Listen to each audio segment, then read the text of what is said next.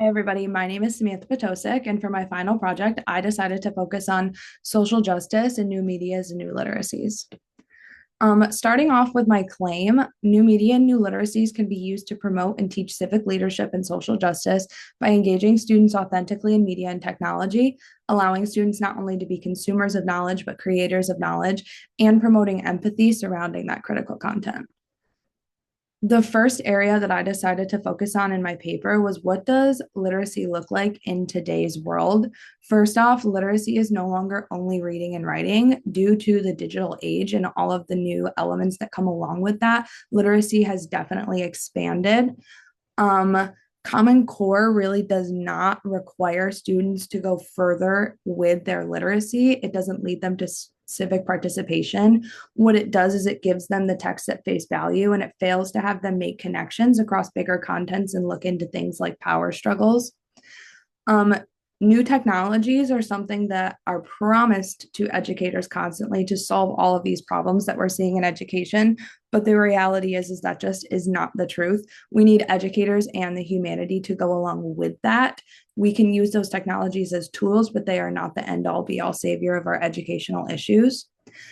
What literacy does involve is taking a look at what is beyond the screen. In his article, Earl Aguilera argues that in order for these literacies to be critical, meaningful, new, is that they have to go ahead and question the who, what, why, and how behind the sources that these students are taking a look at. Civic participation can be influenced by the media. That kind of comes into how our educators working this into the classroom. What are we bringing to the table? Are we choosing literacies that are critical and teaching students to think in terms of civic participation? Are we begging them to make those connections that Common Core is not? Next up, I decided to focus on why it's important that students consume and create knowledge in these contexts. Um, in order to teach and empower students to be agents of change, you need to include visual literacies across all content areas. Visual literacies are what they're going to see on TV, on their phones, when scrolling through TikTok, advertisement, movies, different things that they'll see across these digital contexts. These need to be taught explicitly that we also need to be questioning these just as we would question those textual sources before. Not only that, but we need to be able to give them the tools to be able to question this media. They need to understand that questioning the media is essential because all media is meant intentionally. There is intent behind that. They need to be curious enough to want to figure out what is the intent behind this and who is creating it, what benefit would they have from it. Being a creator of knowledge means that they're going to take all of that knowledge that they've acquired when they're researching and looking at things through a critical lens and then create and share their own interpretation of visual literacies and textual literacies to share their knowledge then with other people. Lastly, that creation of knowledge really does show the true civic leadership through new media and new literacies because it's showing not only that they understand the content, but that they can come to their own conclusions about it and then share it out with other people. Um, Next up, I decided to focus on why empathy is very important in shaping civic leadership.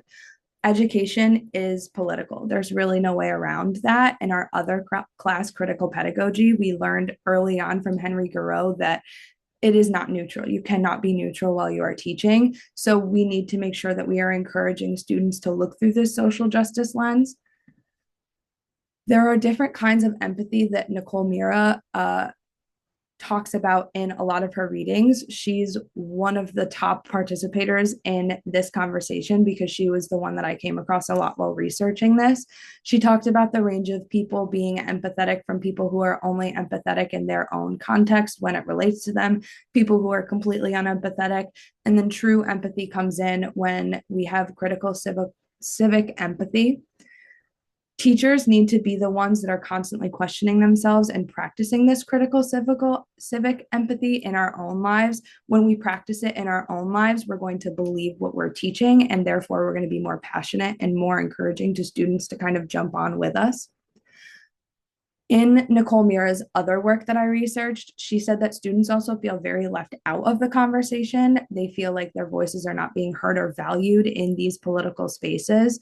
So it's almost like they need a little bit of empathy to feel encouraged to continue to be a part of these conversations, because without that, they're going to be completely disregard or completely disengaged with it and then become complicit with the way that things are.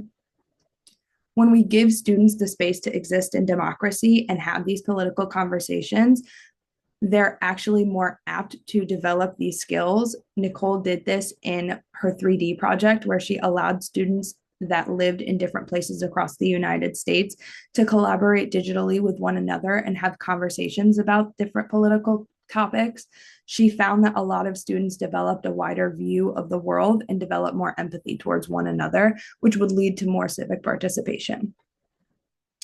I also brought in games and how games can engage students in civic participation. When the COVID-19 pandemic hit, the impact on the country was huge.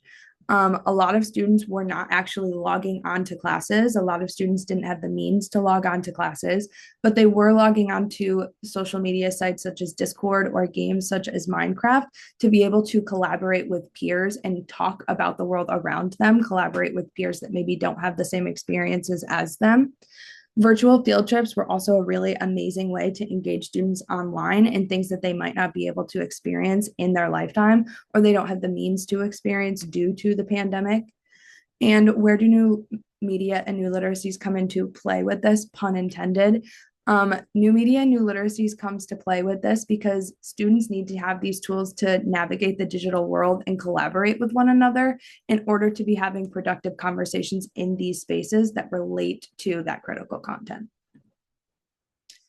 Lastly is my so what section. Why does this matter? This matters so much because if we do not spark that civic leadership in students now, it's going to be less likely to be sparked for them to be truly passionate about this. They are going to exist in this world as adults, and we need to set them up for success with that. These students were born in a digital age. Whether we like it or not, we have to get with the times and be providing them with real life skills that they're going to be able to use outside of school. That heavily contains talking about social justice and civic participation. If we don't do it, the world is going to stay the same way. Everything is going to stay complicit. When students are introduced to these contents in their classes, they're more likely to use it in their personal lives. Spruce and Leaf, in one of my readings, really drove this point home. They conducted research and they saw that students that were presented with media literacy tended to use that more heavily in terms of social justice outside of the classroom. And students need to be able to be comfortable with sharing and creating media. When they have educators that truly push them to be agents of change and teach them how to do that in a positive and reflective way, they can and will become agents of social change and civic leadership. Ending with my claims, again, students being taught new media and new literacies will encourage them to be agents of change in social and civic spaces by having students interact with media and technology, allowing students to have the opportunity to engage with different people and experiences and to be control of their creation of their own media, and promote empathy and understanding of the world around them and the people within it.